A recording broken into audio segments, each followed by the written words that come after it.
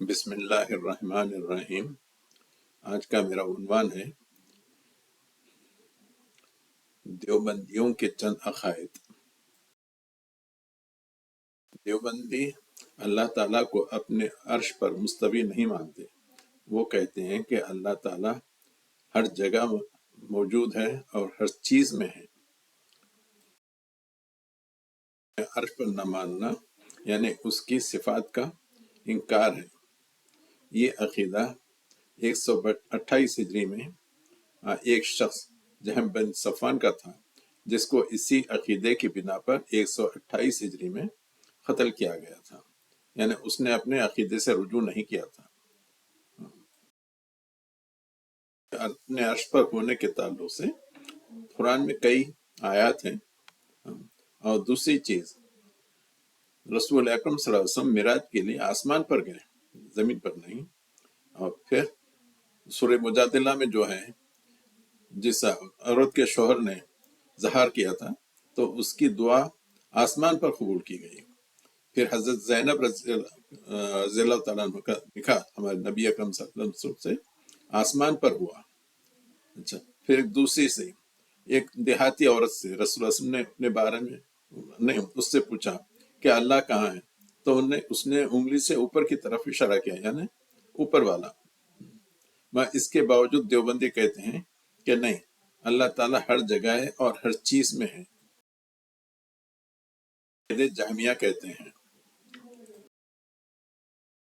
دیوبندی کہتے ہیں کہ امام ابو حنیفہ رحمۃ اللہ علیہ نے خواب کی حالت میں 99 ٹائمز اللہ تعالیٰ کا دیدار کیا، اور آخری دفعہ جب 100 ٹائمز یہ کیا تو انہوں نے اللہ تعالیٰ سے بات بھی کی، اور اللہ تعالیٰ نے ان کو ایک دعا بھی سکھائی۔ خود ہمارے نبی اکرم صلی اللہ علیہ وسلم اور صحابہ نے اور حتیٰ امہات المومنین نے کسی نے ایسا دعویٰ نہیں کیا کہ انہوں نے خواب میں اللہ تعالیٰ کو دیکھا ہے۔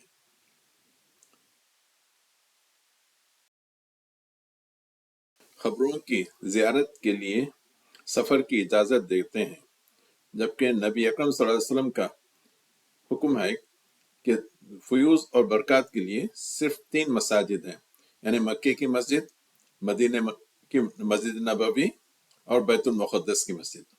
مگر دیوبندی کہتے ہیں کہ نہیں، فیوز و برکات کے لیے خبروں کی بھی زیارت کر سکتے ہیں۔ آیا ہے کہ حضرت عمر رضی اللہ تعالیٰ عنہ جب بیت المقدس گئے تو ان کے ساتھ وہ اور ان کے ساتھ جو لوگ تھے، کسی نے بھی حضرت ابراہیم علیہ السلام کی قبر کی زیارت نہیں کی، جو کہ وہاں سے صرف چند میلوں کے فاصلے پہ ہے۔ بیت المقدس سے شاید 30 یا 40 میل کے فاصلے پر الخلیل نامی شہر، جس کو اب اسرائیل میں ہیبرون کہتے ہیں، وہاں پر ہے۔ کوئی صحابی یا حتی عمر رضی اللہ تعالیٰ عنہ وہاں پر نہیں گئے۔ پھر جو صحابہ دمشق میں مقیم ہو گئے تھے، دمشق میں حضرت یحییٰ علیہ السلام اور حضرت زکریا علیہ السلام کی قبریں ہیں، کسی صحابی نے وہاں پہ زیارت نہیں کی۔ اور خود مدینے میں نبی اکرم صلی اللہ علیہ وسلم کے گزر جانے کے بعد کسی صحابی نے آپ کے روزے مبارک کی زیارت نہیں کی۔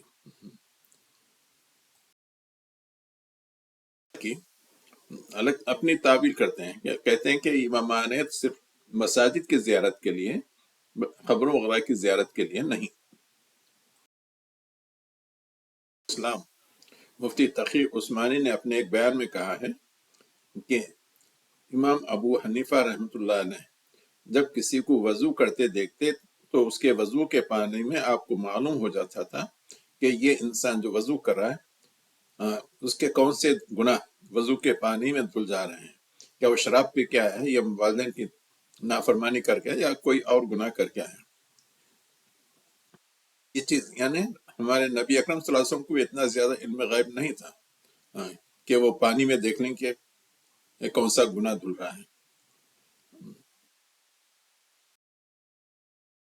یہ بھی عقیدہ رکھتے ہیں، اس کے لیے تو دارالعلوم فتاوی زکریہ جو زمزم پبلشرز کراچی سے شائع ہوئی ہے، اس میں ہے کہ نبی اکرم صلی اللہ علیہ وسلم میلاد کے محفل میں فزیکلی، یعنی ایسے نہیں، خیاس نہیں، تشریف لاتے ہیں۔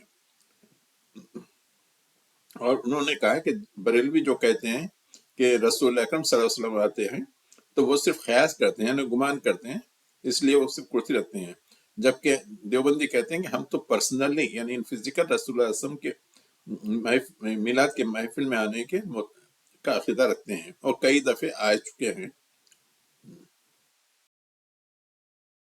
یہ بھی کہتے ہیں کہ نبی اکرم صلی اللہ علیہ وسلم کی خبر مبارک میں خبر کا وہ حصہ جو آپ کی جسم سے ملا ہوا ہے وہ اللہ تعالیٰ کے عرش اور کعبہ سے بھی زیادہ افضل ہے۔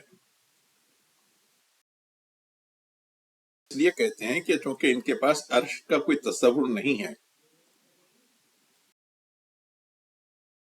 حیات النبی اور سماع موتا کا عقیدہ رکھتے ہیں، یعنی یہ عقیدہ رکھتے ہیں کہ نبی اکرم صلی اللہ علیہ وسلم اپنے روزے مبارک میں زندہ ہیں، اور جب ہم وہاں پہ کوئی سلام کرتے ہیں تو سلام سنتے بھی ہیں اور اس کا جواب بھی دیتے ہیں۔ یہی نہیں بلکہ بعض دفعہ تو اپنی خبر سے باہر بھی آ جاتے ہیں۔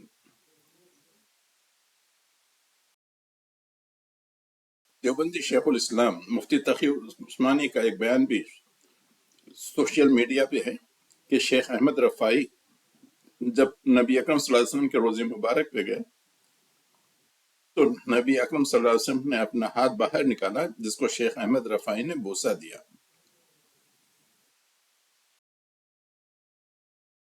قصہ روایت جو قصید بردہ کے تعلق سے ہے جو فضائل الاعمال میں ہے کہ رسول اکرم صلی اللہ علیہ وسلم نے، خیر بہت بڑا قصہ ہے، 2-2.5 صفحے پہ ہے، کہ جب وہ بصری وہاں پہ گئے تو رسول وہ جو ہے نا کچھ قصیدہ اشعار پڑھنا شروع کرے، بیچ میں کہیں ایک اشعار بھول گئے تو نبی اکرم صلی اللہ علیہ وسلم نے ان کو لقمہ دیا، وہ شعر یاد دلایا۔ خیر ان کو فالد کا حملہ ہو گیا تھا تو نبی اکرم صلی اللہ علیہ وسلم نے خبر میں سے ان کے لیے ہاتھ نکالا، ان کو ایک شال یا چادر دی یعنی بردہ، اور اس کے بعد ان کا فالج وغیرہ سب ٹھیک ہو گیا۔ لعنت اللہ علی الکاذبین۔ ایسے بہت سے قصے ہیں دیوبندیوں کی کتاب میں۔ اللہ تعالیٰ ہمیں اس قسم کی خرافات سے محفوظ رکھیں، آمین۔